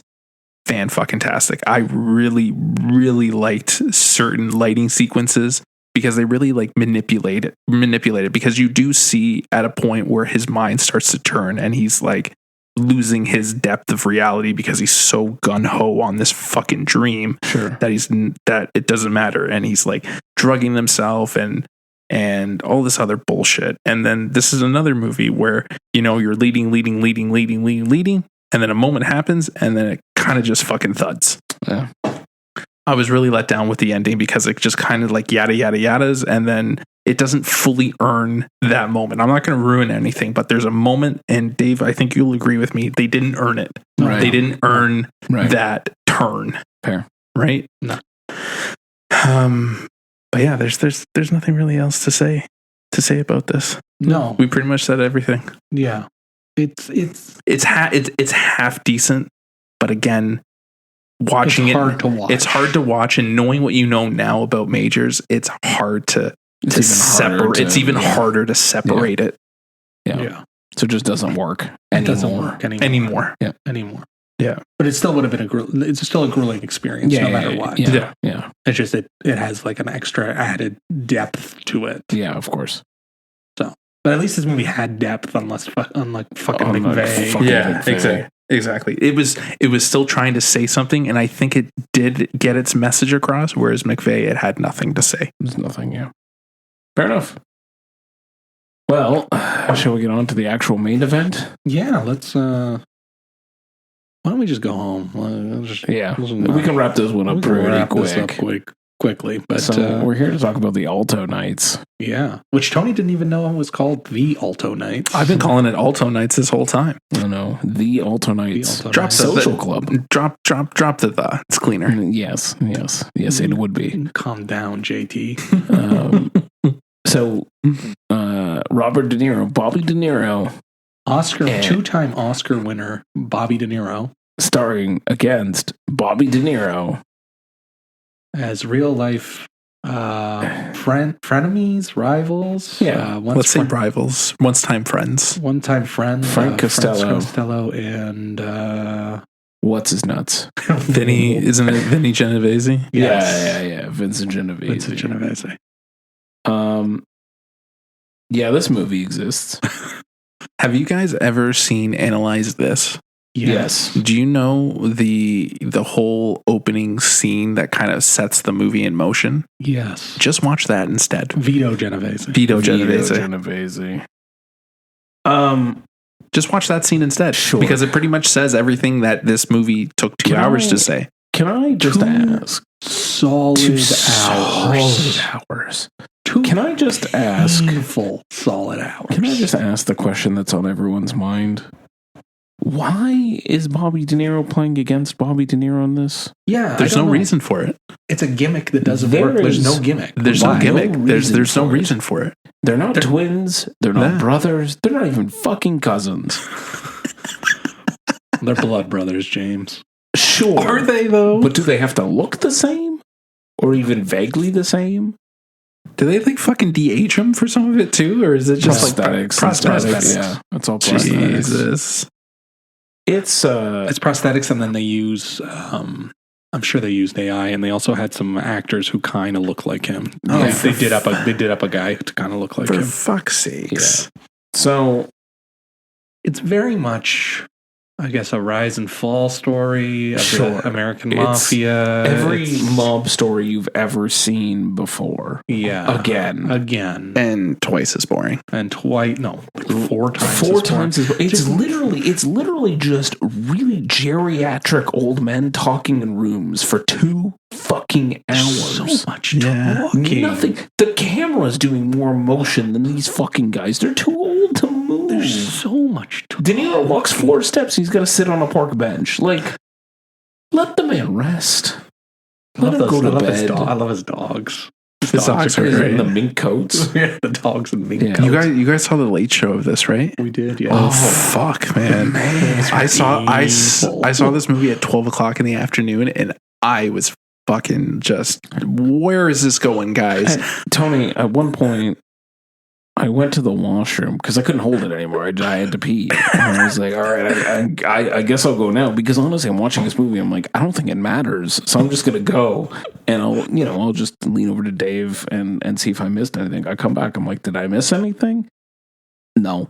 And that's why, and that's why, fucking thing. that's literally why I bring up Analyze This, because literally I knew everything that was going to happen because of that movie. It does the same goddamn thing. It doesn't tell us anything new that we didn't already know. And it's funny that I bring up Analyze This because Robert De Niro's in that too. Yep. Like, Yep. what is this movie? What is this movie trying to say? And who is this movie for? People of a certain age, Tony. But Apparently, people over 35. apparently, but you know what I mean? Like this, And Canadians. and Canadians, obviously, for some reason. because the Canadians are obsessed with American mafia, obviously. But this movie is just, it moves at a snail's pace, and you have this hook where it's just like De Niro against De Niro, but there's no fucking reason for it. There's that one scene where they're in his, first of all, his penthouse New York apartment. Envious. I love that thing so much. Amazing. I've always loved an apartment where the elevator opens up into the apartment. That's Right? my favorite thing in the world. First of all, I can't tell how much time has passed in any of this movie. At one point, the year 1957 flashes on screen, and then I'm pretty sure he still comes out of the elevator, and they haven't fixed the glass. So, Yeah, because What? it gets set off by him getting a botched assassination Yeah. attempt. Yeah. And then it kind of Rashomons itself a backwards. little bit, yeah, and then catches itself back up And again. then catches itself up, and then he's narrating it using a PowerPoint, projector. To who? I ask. To who? Because it is direct to camera when it cuts to the present. Yeah. And he's not Who even. is he talking to? And he's also on a park bench too, talking briefly briefly. for some reason. But anyway, there's the one scene where he's talking to his friendly friend mobster guy that he wants to send down to Cuba to protect him and get him out of the way for a little bit. Jackie, the guy who plays Jackie Brill. Yes. Michael Michael Raspola. Raspola, yeah. He was great. I liked him Also, in there's it. a lot of Sopranos overlap in this cast. A lot of Sopranos There overlap. always is Sopranos overlap. Oh, I was so happy to entire see cast fucking of the- Charmaine Bucco had got some fucking work in this. That's who it fucking Yeah, was. Charmaine I was Bucco. like, who is that? Come I on. recognize her. Charmaine Bucco, baby. Like Goodfellas, the fucking Yeah, the epitome of mobster movie, a mobster lifestyle. The entire cast of fucking The Sopranos is in that movie. True. Anyway, back to my point. So Jackie Briel's in this apartment talking to Robert De Niro, and they're just having a conversation, but the camera's like fucking Michael Bay style, going around them, like it's like all over the place. I'm like, you don't need to make this boring scene interesting by doing this. Trust me, it's not helping. It's just making me confused. I don't know what we're doing here. Why are we doing a ballet dance in this penthouse apartment right now? I didn't realize I could be so bored. Me and James were so bored. And so I watched a little bit Barry Levinson's movies. I watched Man of the Year, and I watched Bandits. And It's like you're really going on the greatest hits, right? tour. Yeah. Well, like, and it just says something about him. Yeah. Because he's way past his prime. He hasn't done anything good since the 90s. Sure. Right? Some HBO stuff. Then I was literally about to say, aside from his like little stint at HBO where he was like it was nonstop bangers when you had like Paterno with Pacino. And that's only because he worked with Pacino and he worked with De Niro, because he had Paterno, then he had Wizard of Lies, and then he had two others that were big ones, and I know that he won Emmys for that one too. But like, his movies aren't good anymore. No. And then you come out with this mafia movie, Dope Sick too. Dope Sick. Oh, Dope Sick. Yeah. And you don't know Jack. You don't know Jack. So that was another one with Pacino, and I think the reason why those movies work is because of who's it stars. We did see The Survivor, which was at TIFF, which was another HBO movie. But again, I saw The Humble at the TIFF too. Right? Oh, lovely. With Pacino. But again, when you're looking at Levinson's career, he has Rain Man, which is arguably one is a top. You have Sleepers, which is highly underrated. If you haven't seen Sleepers, definitely seek that movie out. Good Morning Vietnam, which is another banger. Yeah. Bugsy, another banger. Disclosure, Diner, Wag the Dog. Yeah. Again, with De Niro. It just seems that De Niro's his friggin' muse. But this movie just doesn't say anything. It's just playing reruns of shit that you already know. Yeah. Like, it's playing the greatest hits of things, but like none of it comes together. None of it comes together, matters, and everybody in the cast is over 82. So who fucking cares? And like I was reading, Messing's not that old. All right, yeah, fine. I was reading a review where they go into this little subplot with Genovese and the woman, Catherine Narducci, right? Yeah. That story is more Bucco. Right? Charmaine Bucco. Like that little court battle of her like going after him. Yeah. That was more compelling than the fucking rivalry between. Yeah, that was kind of fun, right? Like I would rather watch that. Then it movie. got ruined by fucking narration of fucking Frank Costello coming in. Wow, he said my name in the paper. Yeah, exactly. But that whole court scene is great, and even when they bring Costello in for questioning, and they start asking him questions, and then Costello has a meltdown, and then he was just like, "All right, am I being under arrest? And do you have a warrant? Yeah." Do you have this? Do you have this? No. Then I'm fucking leaving. Yeah. And he's like, oh no, you can't leave. He's like, no, I'm not being arrested. See ya. And he gets up and leaves. I literally like friggin' laughed out loud in the theater. Yeah. That was a great scene. I think it's interesting that you mentioned that everybody's like past their prime. Yeah. Because we need to look at the behind the scenes crew. Like Irwin Winkler was a producer on it, and Irwin Winkler produced Goodfellas. Sure. And he won an Oscar for Rocky. He also produced Raging Bull and The Irishman. Yeah. Great. Like this guy has a storied career. Nick Pileggi wrote it. Yeah. And of course, Nick Pileggi wrote Goodfellas and he wrote Casino. Yeah. And City Hall, apparently. Fun. Good for him. And then like Dante Spinati is the cinematographer, and he did Heat. Yeah. And he did Manhunter. He did LA Confidential. Like he's fucking Michael Mann's boy. Yeah. And LA Confidential, and for some reason, X-Men: The Last Stand, and Ant-Man and the Wasp. Nice. He's still getting work. Someone, you gotta pay the bills, right? He's still getting work. He's still getting work, but it's like everybody is just old and past their prime, and they all did this stuff. This movie feels dusty. They've all made better. They've all made better movies in better decades. Exactly. This movie feels like it was a script that someone had to go to and blow off the dust that had just been lingering on it for the past 20 years. Like David Zaslav. He cans Batgirl and destroys the Looney Tunes, but we got this Alto can come Knights. off the shelf. This can come off. But this movie was made for $50 million. You didn't need to make it for $50 million. You could have made it for fucking $10 million. You didn't have to pay Robert De Niro twice. Exactly. Right? I'm assuming that's what it was. It's $25 million. Maybe that's why Robert twice. Maybe that's why he. Maybe that's why he did it, because he was going to get paid twice. They cut some corners. That's why they cut some corners. Yeah, but I think the editing is also a big problem. Like editing is so monotonous Yeah. and fucking brutal and gross. And it's edited by somebody named Douglas Christ, who also did Birdman, and he did Babel, and he did The Survivor, which we just talked about, but he also did The Beach Bum and Spring Breakers. Oh, God. No, but The the editing same guy the, who did Spring yeah. Breakers, But, like, the editing edit- did this. Yeah. I don't know. I don't understand that, because the editing in Spring Breakers is absolutely fucking impeccable, and I could think write it a also depends on what you are given to work with, homie. There's only so much that an editor can do. yeah. If you're given a pile of trash, what are you going to do? That's true. how editors make better movies, True. man. And clearly he couldn't make a better Couldn't movie. make a better movie out of this. It's just so... We talked about this in our chat already, but just to shed some light, because like some of the theater experiences were more fun than the movie itself. But I'm 92% convinced that there was this girl that was sitting kind of kitty corner to us. There were 6 people in the theater. There were 6 people in the theater. Let's set that stage first. The girl was sitting kitty corner to us.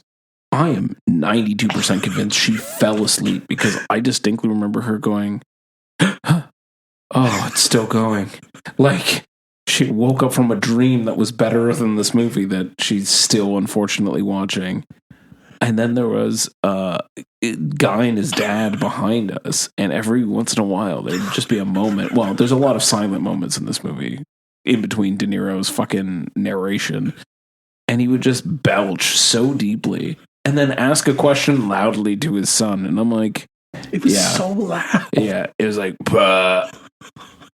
do you think this is, do you think he's the top mob guy? Like, guy, bro, nobody knows what the fuck's going on. This movie ended on such a fucking whimper, too. These fucking clown shoes, fucking, the cop saw us.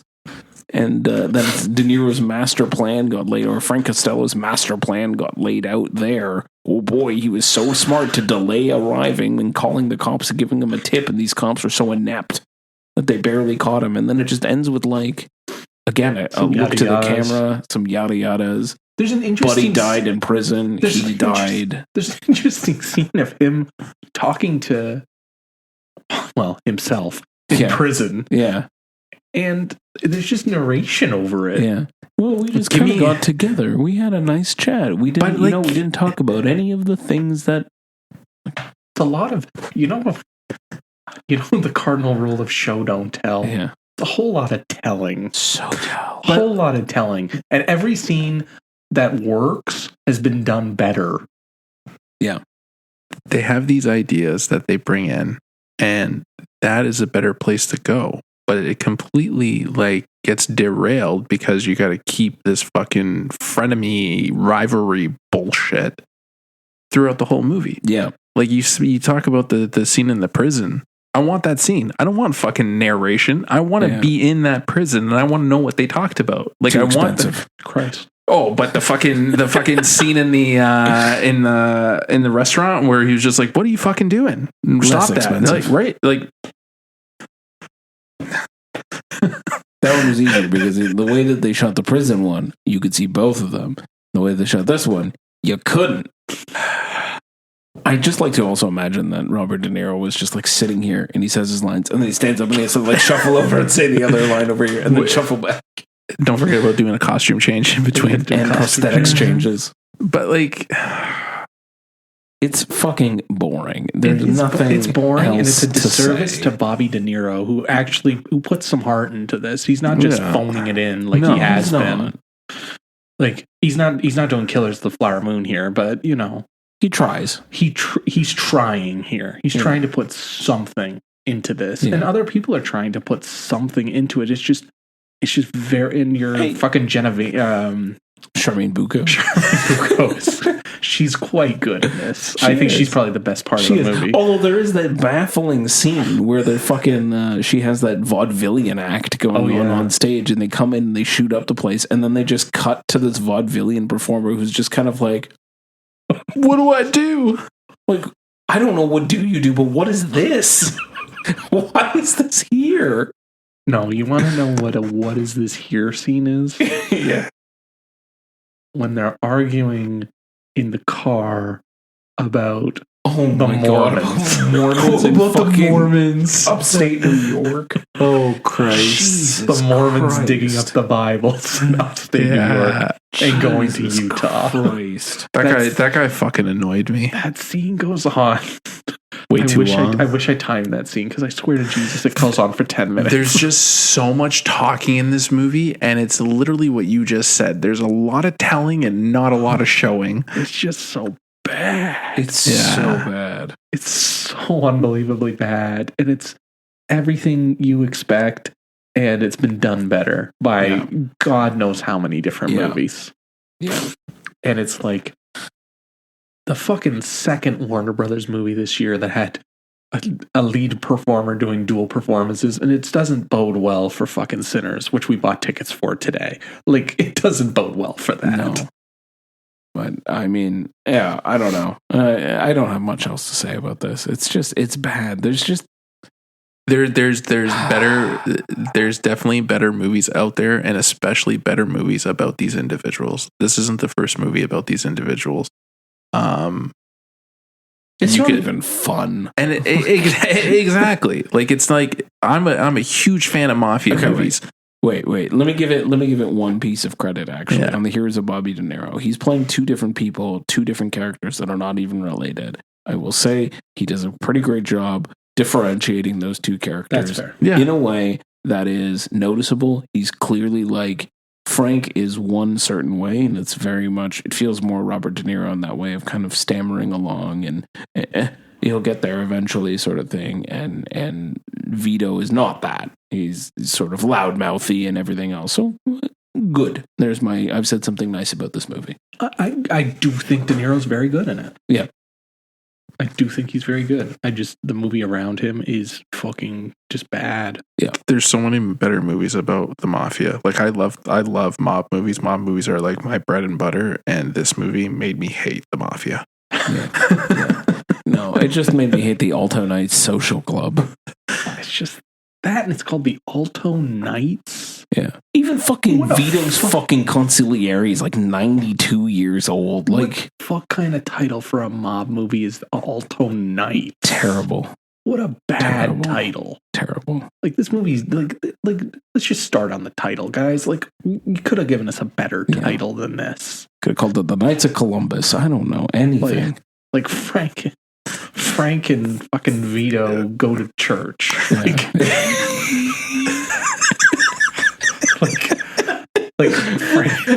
Frank and Vito Ernest joins the mob.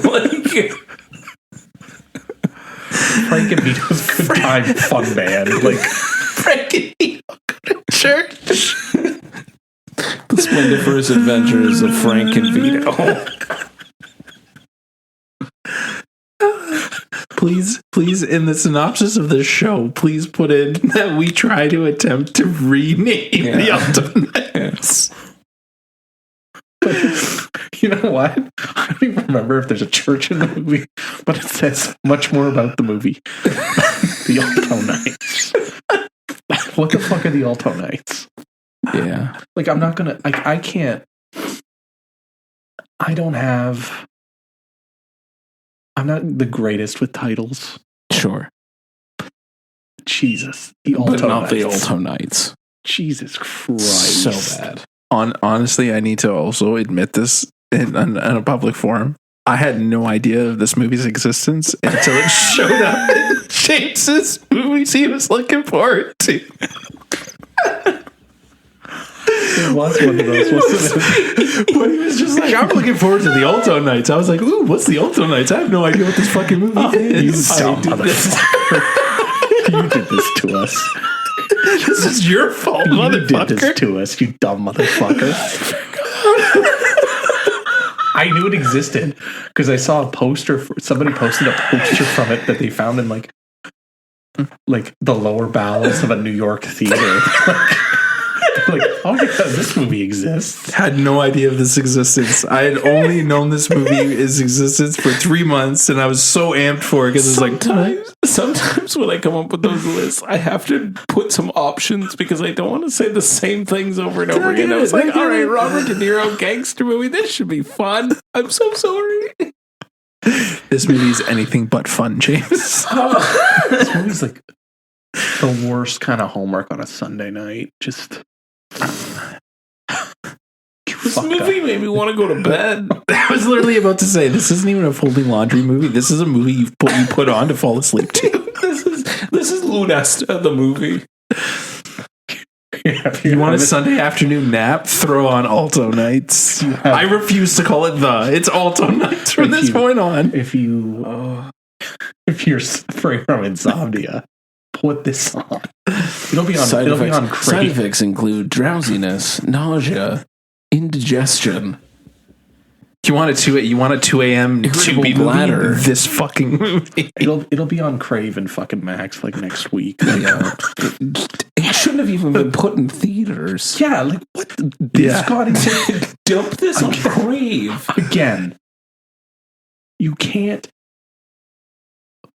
My brothers in Christ, you cannot tell me that Batgirl was that bad that you wouldn't fucking release it, and you released this. Yeah. You can't tell me that it was that bad, but this you put this out. Yeah. We didn't write this one off. So I'm thinking it's a resounding no recommendo from the three of us. Yeah, that's a big no for me, dog. I'd much rather watch Frank and Vito go to church. No, we saw Frank and Vito go to church so that you don't have to. God. May it die a painful death. Amen. Frank and Vito on the... Oh, God, what is it? On the gondola straight to hell. Oh, nice. It says me and Julio down by the... Schoolyard. There you go. Frank and Vito down by the schoolyard. Yeah. It's Frank just, and Vito on a nice park bench. it's just so bad. Men in Rooms would have been a better fucking title for this movie. Men talking in rooms. Old Italian men in rooms. In rooms. Old Italian men talking in rooms. Yeah. There's so little exterior footage because they just couldn't afford it. So it's just like, watch Goodfellas. Watch The Sopranos. Watch literally anything else. Watch The Godfather. Watch Analyze This. Watch literally anything else. Fuck, watch The Irishman, man. Yeah. The Irishman is great too. Watch The Departed. Departed. You know what you shouldn't watch instead? The Gingerdead Man. No. You know what? Let's the Alto Knights is better. It's slightly better. It's at least comprehensible. It's slightly better than the Gingerdead Man. It's boring, but at least it's a film. Well, the Gingerdead Man was a film. It's just not a good film. Fuck. Anyway, I think that's enough. I think we've said enough. Enough. I would like to go to bed now. I've talked about this fucking movie. Now I'm tired again. Thanks everybody for listening. We'll be back in a couple weeks. Might have some stuff in between now and then, but we appreciate you all for sticking around through this thing, and hopefully we didn't put you to sleep. Hopefully we're more entertaining than Frank and Vita go to church. But until then, I'm still Jimmy, and I'm here with BT Tony B. Yeah, and Dave, if you're nasty. Excellent. See you next time.